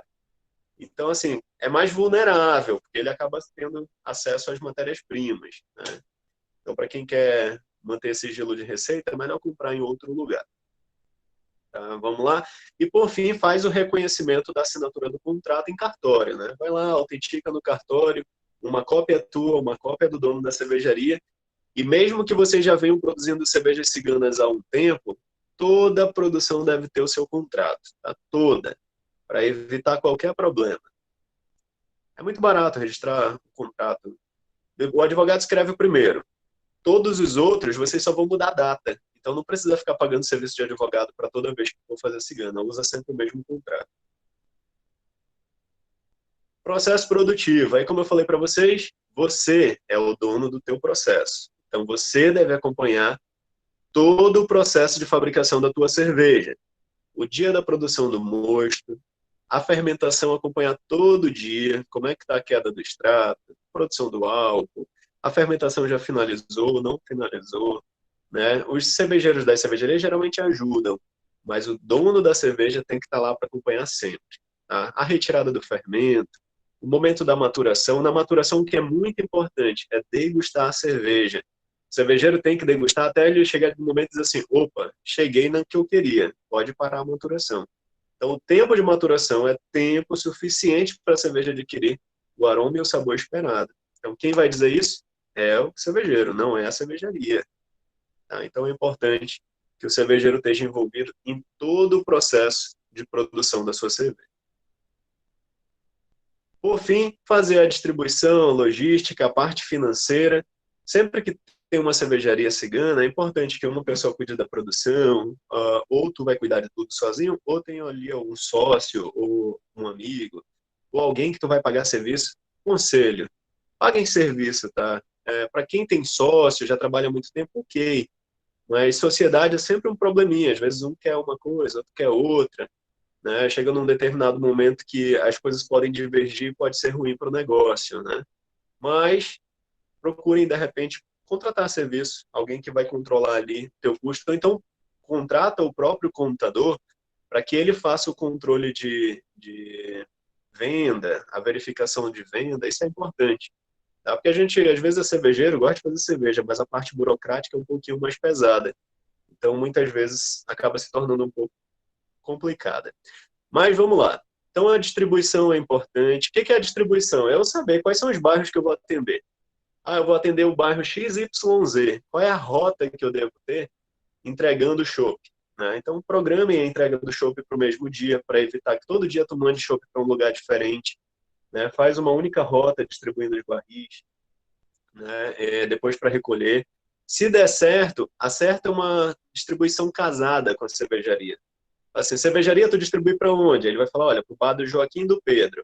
Aí tu vai lá no bar do Joaquim do Pedro, oferece a tua cerveja. Se ele comprar, aí tu fala assim, ó, tu pode mandar meu barril junto? A cervejaria às vezes autoriza. Então acaba sendo positivo para o cervejeiro cigano. Ou cobra uma pequena taxa de entrega, mas é bom aproveitar o transporte da cervejaria. Segundo, programa o dia de pagamento. Em quantos dias deve ser pago, Patrick, o barril de chopp? Pessoal, o ideal é pagar no mesmo momento que a pessoa recebe. Esse é o ideal. Chegou lá, o cara te pagou em dinheiro, tá tudo bem, né? Mas muitos pontos de venda preferem pagar com um certo dia de folga. Então, 7 dias, que é o tempo que ele vende todo o teu shopping, já pode te pagar 14 dias, 21 dias. Dica, não passem de 21 dias, tá? Não caiam na conversa de pagamento para 30 dias. É muito tempo. Teu shopping vai ter validade no máximo 15 dias. Não tem porque o cara querer te pagar em 30, entendeu? Então, assim, 21 dias é um tempo razoável. 14 é o ideal. Emissão de boleto. Eu botei um bem grande ali. Evite boleto. Evitar não significa se fechar para o boleto. Mas, se der para evitar, evita. Prefere cartão de crédito, ou dinheiro, ou pagamento, enfim. Por que não o boleto? Porque às vezes, quando tu aumenta a tua venda, tu vai ter vários lugares para cobrar boleto. E se o cara não pagar o boleto, que é muito, muito comum, Tu vai ter que ficar gerenciando esse boleto, emitindo um novo boleto. Às vezes tu paga até juros sobre emissão de novo boleto, né? Então acaba sendo muito trabalhoso ter que ficar ligando para o ponto de venda, cobrando para eles pagarem o boleto, tá? Imagina aquele povo que vive ligando aí quando vocês atrasam, quando a gente atrasa boleto, né? Pronto, vocês vão se tornar essa nova pessoa de cobrar os outros os boletos. Então, para evitar isso, prefere o cartão de crédito, pagamento à vista, tá? Senão é realmente uma dor de cabeça, tá? E o número 4, ouça os clientes e consumidores. Vendeu para o bar, manda os amigos irem lá degustar, né? Ou você mesmo vai lá no bar, compra, chama o garçom e fala assim, garçom, o que o pessoal está dizendo dessa cerveja? E aí, aguarda o comentário. O cara que vai te dizer a verdade é o garçom. Eles vão te dizer, tá vendendo, não tá, o pessoal tá reclamando. Então é importante saber qual é a aceitação do público para tua cerveja, tá? Isso vai fazer tu melhorar tuas próximas vendas. Próximas produções. Beleza, fui lá, fiz a minha cerveja em casa, desenhei a minha receita, criei a minha cervejaria cigana, produzi a minha cerveja, vendi, já tenho meus clientes, que são os bares, todos eles já compraram, acabou a minha cerveja, deu certo. E aí, qual é o próximo passo? O próximo passo é o planejamento das próximas produções. E aí, a primeira é teste. Primeiro eu vou dizer para vocês, faz a primeira, vende ela toda. Vendeu? Ok, o próximo ponto é a tua segunda produção. E aí existe esse gap, esse tempo que vai ficar sem a tua cerveja, porque é o tempo que vai levar para vir uma nova matéria-prima e uma nova produção. Mas a partir daí, tu vai ter o cuidado, né, de produzir a cada 15 dias uma nova produção. Isso vai te levar já a um ciclo de produção. E aí existem muitas ciganas que já estão nesse ciclo. Às vezes produz 3, 4 vezes na mesma cervejaria ali no mês e já aumenta muito a venda. Então é sempre importante saber que a cerveja demora de 20 a 30 dias para ficar pronta. Então esse 20 a 30 dias é o tempo que não vai ter tua cerveja no mercado, né? Então é por isso sempre ter o próximo planejamento, cada 15 dias, depois da primeira, vendeu toda, a cada 15 dias vai te programando para fazer um rótulo novo, tá? Mas para cada vez que eu for mudar agora o rótulo, eu tenho que fazer uma cerveja em casa antes para testar? Não, já chegou no mercado, já conquistou o teu público, segue as tuas vendas agora, segue a tua produção em teste de cervejaria mesmo, tá? Então, aí como eu falei, planeja para data comemorativa. É Natal, é aniversário da cidade, é festa importante na cidade. Já planeja uma cerveja. Acho que alguém escreveu aqui pampa aqui, deixa eu ver aqui o chat. Não lembro. Tá aqui, uma pergunta da Bianca. Em relação à oferta e procura, você acredita que a cervejaria feita com abóbora, a Pumpkin, não é uma boa comercialização em relação à cerveja tradicional? Pronto, era essa, Bianca, é desse ponto que eu ia chegar agora. A cerveja com abóbora, a Pumpkin Ale, ela é uma cerveja muito comum, por exemplo, de Halloween. Então, chega perto do Halloween, todo mundo quer uma Pumpkin para experimentar, né, ou para dizer que a cerveja do Halloween, ela realmente acaba se tornando uma cerveja quase oficial dos Halloweens. E é importante sempre se planejar para fazer. Existem cervejas que vão ser sazonais, que eu vou produzir só numa determinada época do ano. Às vezes é uma fruta que tu está utilizando que ela só produz, sei lá, janeiro. Então a cerveja vai estar pronta de fevereiro até o meio do ano, e depois disso não tem mais a cerveja, porque ela é sazonal. A Pampa, que geralmente é sazonal, elas não ficam o tempo todo no mercado. Muito difícil ter o tempo todo no mercado. E a maioria dos rótulos vão com uma abóbora de Dia das Bruxas no rótulo. Tá? Então são cervejas sazonais. E ela é maravilhosa. Eu adoro Pumpkin Ale. Eu tenho um aluno, o Paulo, da UEA, não sei se está por aí, mas que faz uma incrível, da Universidade do Estado do Amazonas. E sim, elas vão ter comercialização, principalmente quando elas estão ligadas a evento, tá? E sobre as cervejas terem melhor participação o melhor mercado do que as de alto giro, as tradicionais, depende muito do local e depende muito, principalmente, do ponto onde vai estar sendo vendida, tá? Imagina vender uma cerveja artesanal, que é um pouquinho mais cara, num bar da esquina. Ninguém vai comprar, porque lá no bar da esquina, as pessoas querem a cerveja muito barata, muito gelada e só, né? Mas eu tenho um bar especializado, tenho um restaurante chique, tem um lugar onde as pessoas compram vinho. Opa, vai para esse lugar, coloca uma chopeira e bota uma cerveja lá. porque já tem um público que está acostumado a um produto mais requintado, né? Então isso é importante também. E aí, por fim, participem sempre de campeonatos, tá? O campeonato é muito importante. Chegando ao final da nossa palestra, ou quase no final, qual é o custo para isso tudo? Falamos, legal, entendi, acho que é uma boa oportunidade de mercado, e quanto isso me custa, né? Primeira pergunta é, o que é o custo? É para cervejaria, micro cervejaria ou para cigana? Vamos primeiro na micro cervejaria. Qual é o valor que eu devo despender para ter a minha primeira cervejaria? Estrutura pequena de produção, 4, 6 mil litros por mês. Tá? Mais ou menos 400 mil reais. Mais ou menos. Isso muitas vezes não está nem incluso. Valor de aluguel, de galpão, valor de taxa que tu vai pagar extra, de processo, produção, instalação, enfim. Tá? O que é que consiste essa despesa, né? Consiste basicamente na compra de equipamento cervejeiro, né? Se tu vai fazer envase de barril, compra todos os equipamentos para envasar barril. Lembra que eu falei para vocês, lata e garrafa dão um pouquinho mais de trabalho, exigem equipamentos mais especializados e muitas vezes muito caro. Então deixa para uma segunda etapa. A primeira etapa é só para produzir barril pela primeira vez, né? Para começar. E aí tu tem custo de aluguel de galpão, despesa de utilidades envolvendo consumo de água, energia, gás, internet, matéria-prima, insumo, embalagem, rótulo, imposto, logística, distribuição, venda, enfim. Existe todo um custo em cima desse produto. Então, o valor aproximado para quem quer montar uma estrutura de uma micro cervejaria é algo em torno de 400 mil reais. Tá? Existem várias empresas no Brasil já que vendem bons equipamentos de produção de cerveja, tá? E eles muitas vezes até incluem o frete, inclui a própria instalação da cervejaria na tua cidade. Isso é muito bom. Então, sempre que forem comprar equipamento para fazer cervejaria, verifica se o frete está incluso e se a instalação está inclusa e se a primeira produção está inclusa. É importante que a primeira produção seja acompanhada pelo fornecedor do equipamento, porque se der qualquer problema, ele já resolve, tá? E eles têm que te ensinar a operar o equipamento. Ah, mas eu sou cervejeiro, sou experiente. Não importa, tu vai ter que aprender a operar o equipamento que tu está comprando. Então, isso tudo tem que estar incluso. Aproximadamente 400 mil. Muita gente faz financiamento, né?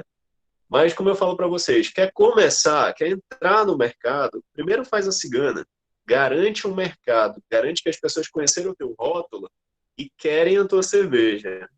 De posse dessa informação, as pessoas querem, gostaram da tua cerveja, já tem ali um fundo de caixa bom, aí parte para o passo da compra da estrutura da micro cervejaria. Então, algo em torno desse valor, tá? Vamos lá. Quanto custa uma cigana?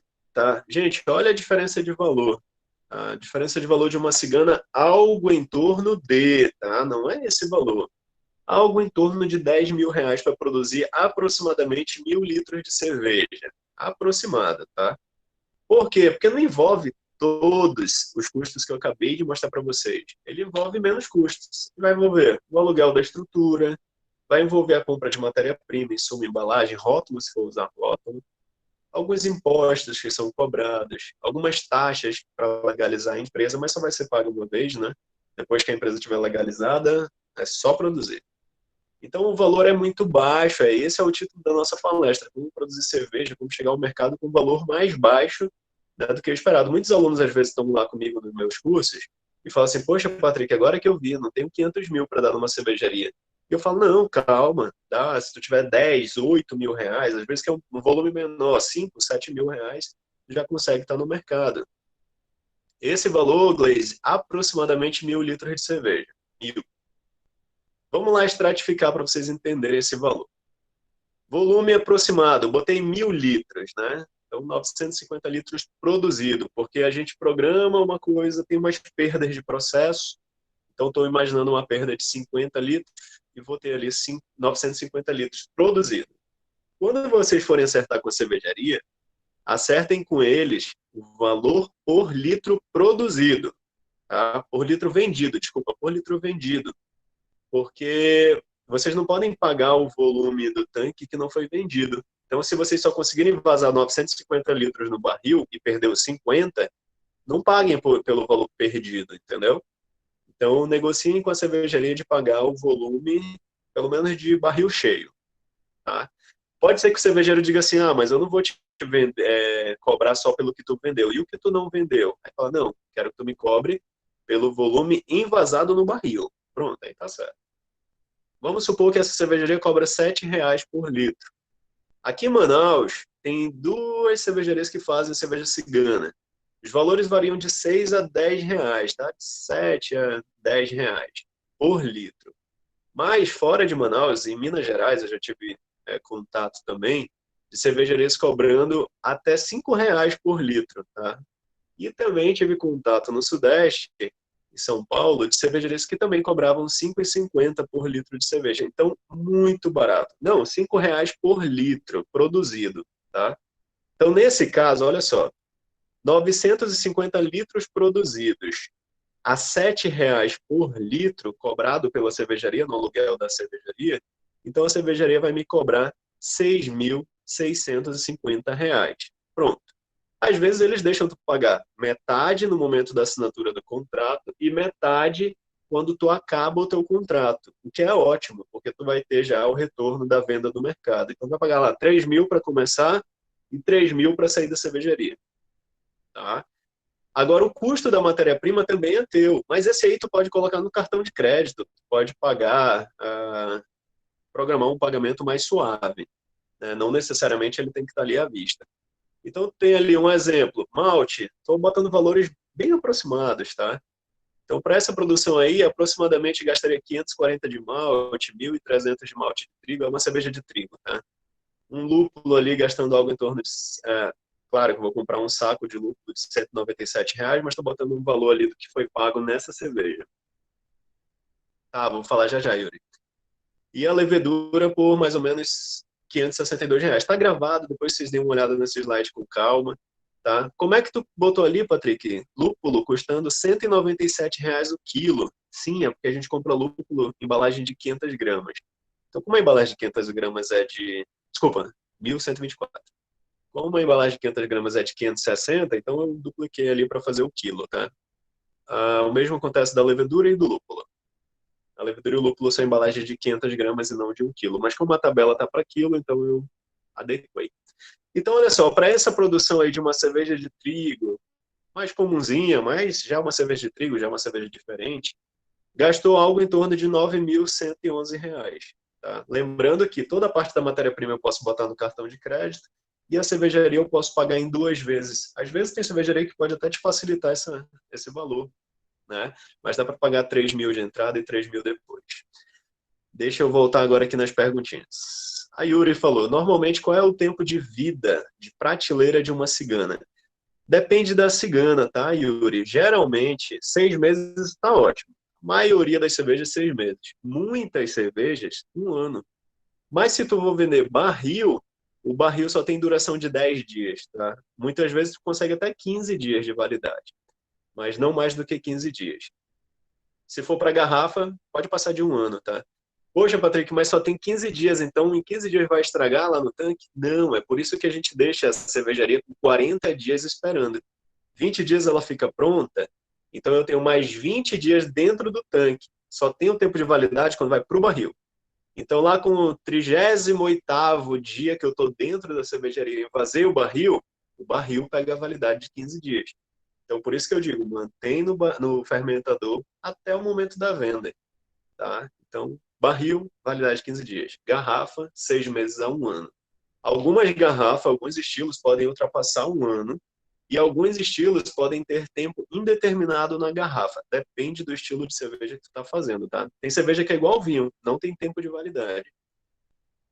Gabriela, para fazer uma cerveja caseira, eu devo pensar em produzir quantos litros no primeiro teste? Boa, Gabriela. Caseiro eu digo 20 litros. Compra equipamento para 20 litros. Vocês vão ver na internet que tem equipamento para 5 litros, equipamento para 10 litros e para 20 litros. O preço dos equipamentos é quase o mesmo. Mas se vocês comprarem um equipamento para 5 litros, tu tens a perda de produção normal. O que tu vai ter são 3 litros no final do processo. Só que tu vai ter um processo tão demorado quanto a cerveja de 20 litros. Então, comprem 20 litros para fazer caseiro. Ah, eu já aumentei a minha produção em casa, eu já não estou mais fazendo no balde, já comprei uma panela automática em casa, já estou com um processo mais bonito, mais estruturado. Qual o volume que tu me aconselha para uma cerveja para um processo automatizado? Aí eu aconselho vocês, no mínimo, 40 litros. Então, vai comprar panela automática, mínimo 40, ideal 60. Tá? Vai fazer cerveja de panela pela primeira vez, 20 litros. Esquece 10 litros, esquece 5 litros. Só dá um trabalho e pouca cerveja. Por que eu estou falando pouca? Porque eu já estou dizendo para vocês, produzam e deem para os amigos experimentarem. Vai dar 10 litros, vai dar quantas pessoas experimentando? Tá bom? Show, Gabriela. Vamos seguir aqui a nossa slide. Custo e despesa ali que eu vou ter. Olha só, esse é o último slide mais importante do nosso dia hoje. Mas olhem só que coisa bonita de ver. Fui lá e eu gastei R$ 9.111 para fazer 950 litros na cervejaria. Né? Vendi a cerveja a R$ 18 o litro. Eu vendi para uma distribuição. Geralmente cobra 15, 18, às vezes dá para cobrar até R$ 20 por litro, 25, depende da cerveja. Botei ali um preço razoável de uma cerveja de trigo, R$ 18 por litro. E aí tu vai retornar R$ 17.000. Desses 17, tirando ali o imposto que é cobrado em cima da distribuição, que é 5% mais ou menos, tá? Então tu vai ter, no final das contas, um lucro de R$ 7.100 para uma cerveja de 950 litros. É lucro, é um lucro muito bom. Tá? Então tu vai gastar 9.000 e vai retornar, vai pagar os 9.000 e vai sobrar 7.000 para vocês. Tá? Ah, eu quero produzir, mas eu quero vender a minha própria cerveja. Eu não vou vender para ninguém, não vou repassar para ninguém. Eu vou ter o meu bar, meu próprio bar. Nesse caso, o valor do litro é muito mais alto, porque vocês conseguem cobrar o mesmo que o distribuidor vai cobrar do consumidor, vocês cobram aqui agora. Então, ao invés de tu cobrar um valor mais baixo, porque ele vai precisar para revenda, a revenda é tua. Então, tu consegue cobrar até R$ 36 por litro. É uma caneca de R$ 18, normal, é o que se cobra. 500 ml, R$ 18. Né? Então, nesse caso, os juros o imposto é um pouquinho maior, chega a 8%, 10%, depende do lugar. E aí tu vai ter um lucro de aproximadamente R$ 22.000. Tá? Então, é isso que eu queria dizer para vocês nessa palestra, que é possível investir pouco. Vocês viram que dá para dar uma entrada de R$ 3.000, R$ 4.000, depois pagam o restante no final da produção. As matérias-primas dá para comprar por um valor mais baixo, né? E é possível chegar a lucros aí entre R$ 7 e R$ 20.000 na mesma produção. Depende de se tu vai vender a tua cerveja para ser distribuída ou se tu mesmo vai fazer a venda num ponto de bar teu, né? Num próprio bar especializado teu. Isso faz um lucro ser um pouco maior. Na verdade, muito maior. Tá, turma? Então é isso, essa cervejaria cigana, é alugar esse espaço. Para isso, em resumo do que a gente aprendeu hoje, façam cerveja em casa, procurem cursos especializados para fazer cerveja. Né? Depois, chama um contador, abre uma empresa, acha uma cervejaria para fazer cigana. Ah, na minha cidade não tem. Distribui lá no ponto numa data comemorativa para ver se as pessoas gostam. E é hora de começar a fazer cerveja. Para quem quer nos acompanhar na internet, essa daí é o nosso site, tá? www.profissionalcervejeiro.com.br. Tá? Lá tem várias informações de curso, sobre o nosso trabalho. Tem o nosso Instagram também, que é @profissionalcervejeiro tudo junto, e o nosso Facebook. Então, quem tiver interesse em conhecer os nossos cursos, entrem lá. Nós trabalhamos com curso de produção caseira. Eu estou trabalhando agora, quem é de Manaus, está na live aqui agora, no nosso curso agora. Tem um curso abrindo agora pela primeira vez, que é um curso de formação cervejeira, um curso com duração de 360 horas. É um curso de 1 ano e meio, vai ser num desenho todo semelhante à pós-graduação, porém, o diferencial é que os alunos vão fazer uma cervejaria cigana na turma. A turma que vai abrir em outubro já fechou as vagas, já fecharam as vagas, graças a Deus. Então, quem tiver interesse em entrar na próxima turma de cervejeiros de alta duração, entre em contato que a gente programa uma nova turma agora no início do próximo ano. Mas para a turma de outubro eu já fechei as vagas. O que tem vaga agora aberto é vaga de sommelier de cervejas, que vai estar com curso aberto em dezembro também. Tá bom? Glaze, faça o registro da marca em que momento?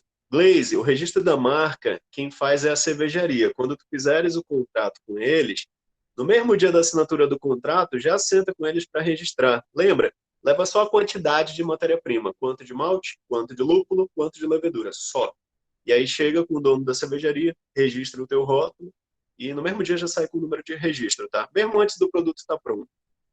E aí tu já tem um prazo até, se tu quiser fazer rótulo, já vai emitir ali o número para imprimir num rótulo. O barril não precisa imprimir.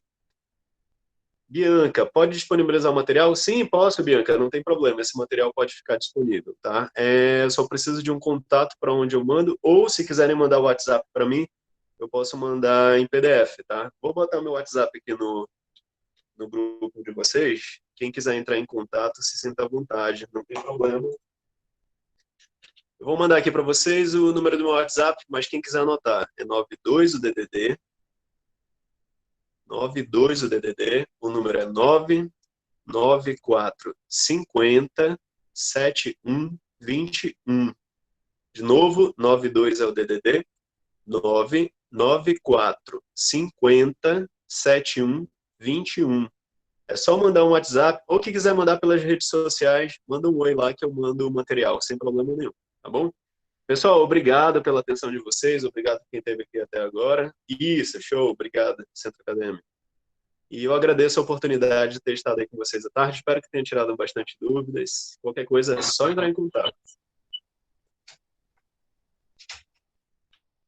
Obrigado, pessoal. Professor, Centro Acadêmico, tudo ok? tudo Beleza, certo. Mais uma obrigado. vez, muito obrigado. Muito obrigado pela participação. Todos nós da Conectan agradecemos muito essa sua palestra. Espero que todos tenham curtido também. Quem tiver mais alguma dúvida, mas acho que o professor já sanou todas as dúvidas. Então é isso. Quem quiser entrar em contato no WhatsApp, Sim, disponível. coloquei o contato dele aí, mas também se eu mandar para o nosso e-mail, a gente pode encaminhar para todos os que participaram dessa palestra também. Pronto, eu vou E-mail. mandar para a turma que entrou em contato comigo aqui, aí vocês disponibilizam por Certo. A e-mail gente também. vai disponibilizar para eles direitinho.